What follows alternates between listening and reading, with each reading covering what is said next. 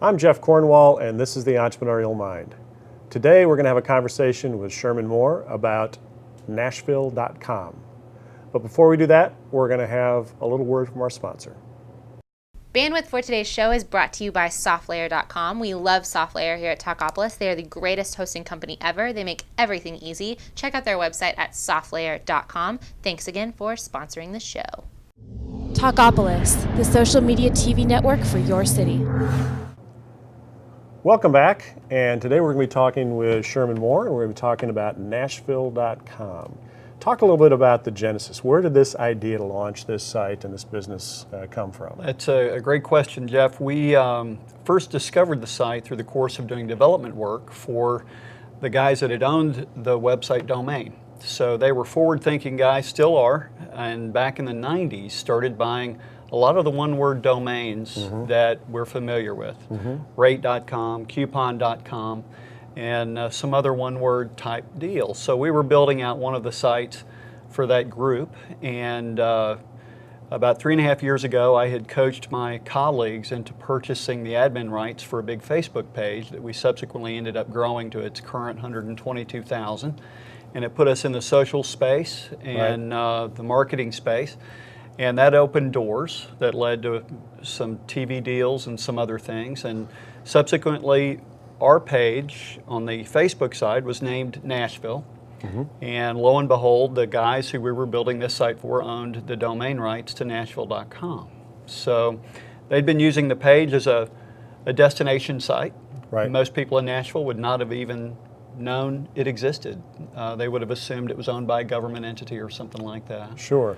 In fact, it was very much held in private hands, and we made an evergreen lease deal and went into partnership with those guys and now run the site. Okay, so you partnered with the guys who had the domain. Correct. And you're filling the content? We do all the content work, we do all the technical work, we've rebuilt the site entirely. We knew our task was going to have to involve integrating the Nashville community into the site. So my first job was to recruit upwards of 30 bloggers into the site to start building content. We built a news portal associated with things, not hard news, it's mostly feel-good stuff. Integrated our Facebook audience of 122,000, very engaged audience, probably the most engaged audience in Nashville. We average about 800 likes on every post when you look at our analytics through the course of the month. And it's a good fit, marrying a social audience with a traditional domain is a very important task. So this is a case of a social domain actually driving a website, which is... driving a percentage of it. Now that we have it rebuilt, the audience who shows up at Nashville.com initially, without getting too technical, about 10% of the people who would visit the site were returning visitors, and now that's upwards of 45 to 50%. So is it primarily then a local audience? Because that's my task, is to build the local audience. Okay, because my immediate thought when I first heard that you guys were doing this was this is going to be a tourist site. No, this is going to be to get all those people to come down and hang on Lower Broadway and drink too much. Well, on a 30-day basis, we show up in about 1.5 million Google results surrounding the term Nashville. Nothing we can do to avoid that. It's just the way it is. That's the benefit of having a top-level domain. So what we've done instead was integrate local content. So we've launched a food truck guide, a restaurant guide, a brewery guide, a distillery guide, a winery guide, making things useful so they have some place to go other than what we know we go to. And the food truck guys love you. I've got one of my alums that's running a food truck. Well, we love them. They're fun content, and and when we don't have a schedule posted properly, the audience reaches out and tells us, "Hey, they're here." You know. Right. So really, the audience has driven this content, because if you go to the site, it's kind of eclectic in terms of what's there. It's not. it's not neat and tidy Chamber of Commerce kind of It's site. not, and you'll see a homepage redesign sometime in the next 60 days. We're doing what would be called, in any creative context, finding our voice. Right. So when you aggregate local audience, you tend to take some time to find out whose voice you really need to speak to. Our particular audience is about 68% 25 to 54-year-old female, and Okay. its leanings. That's in great part because of the influence of the Facebook audience. Right. And so we find that that content's very popular, and we're finding that voice. Every day the traffic gets better, and every month. Revenues are coming from ads and Ads and sales and promotions. ads and sales and promotions. Yeah. So where do you see this going? What is this going to be? And I We're don't even want to say already- 10 years. I want to say 5 years. In Things are the changing so context of fast. Nashville, it's hard to say. There will be different social platforms that take a bigger role. We'll imagine certain portions of the audience one day use Nashville.com as their homepage, much like people use Comcast or Google or Yahoo or something else. I can see that happening at some point in the future. On the broader context of things, we're already seeing some city domain owners reach out asking to integrate certain tools we've built into their sites. So the long tail for us is the development of these tools This for other becomes sort domains. of the back room. Absolutely.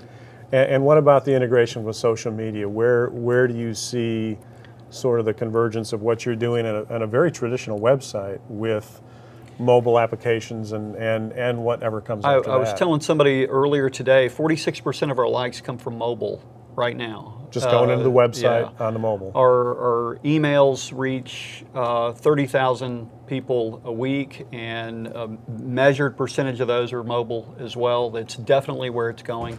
So we'll see what's called a responsive site, a site that plays across all platforms, built in the next probably 60 to 90 days, maybe a little longer, where it'll be ubiquitous. It won't matter what device you're using, you'll see it the same way no matter what. So those are big pushes in the future, and I think you'll see Google Plus explode. It's what everybody's telling us, and we're making big plans. LinkedIn's playing a big role in what we do. There's great content, and business people like you and I tend to gravitate to that platform. So is that tough to deal with so many different platforms at once? You can't ignore Twitter, you can't ignore Facebook, and you've got LinkedIn, and you've now got Google Plus, and others kind of bubbling up. To pay the same attention to all of them, it's very difficult. That's one advantage Facebook with their tools has made it very easy to Right. play across everything. You've probably noticed since LinkedIn went public a few months ago how much easier it is to get on that platform and Right. do what you need to do. So Right. they're all getting easier, and I think one day, much like you take a shower, you brush your teeth, you do whatever you do, you'll just do them all, lickety split. Do you think there's going to be some integration across those sites where there's convergence and it becomes sort of I don't think so. invisible? I don't know how you feel about that, but I don't think they'll ever play well together. Yeah. I think it'll be up to us just to find pick ways. the winners? Yeah, To pick exactly. the winners. Who's going to be the winners? I don't know. I'm You got to bet on all the horses. I've got to bet on all of them. Put a little on all of them. Yeah.